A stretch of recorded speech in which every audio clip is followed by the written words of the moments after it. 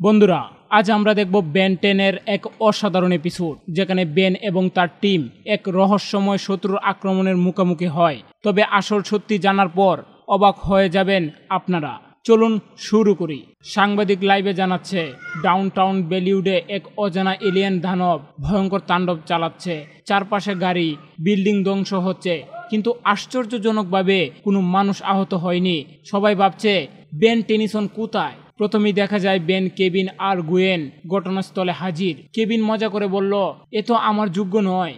অন্যদিকে বেন সরাসরি মুখোমুখি হয় সেই এলিয়েনের সঙ্গে। এলিয়েন শুধু ধ্বংস করছে, কিন্তু কাউকে আঘাত করছে না।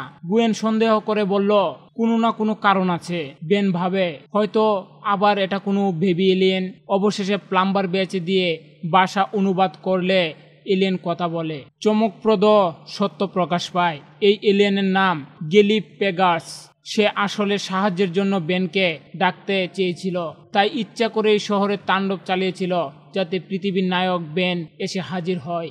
গেলিপ জানায় তার গ্রহ আলাব্রা শান্তিপূর্ণ, সেখানকার মানুষ লড়াই জানে না, শুধু শান্তি ও দর্শনের চর্চা করে।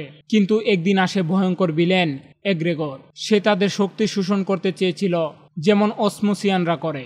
গেলিপ ধরা পড়ে এবং জেলে নিজের সর্বোচ্চ দিয়ে চেষ্টা করে। এখানে গল্প আরো জটিল হয়। তো বন্ধুরা, এপিসোড থেকে আমরা জানলাম বেনের টিম শুধু লড়াই করে না, বরং সত্য খুঁজে বের করেও সমস্যার সমাধান করে। আর এগ্রেগরের আসল চক্রান্ত এখানেই শেষ নয়, পরবর্তী কাহিনীতে আরো বড় বিপদ অপেক্ষা করছে। দেখতে থাকুন।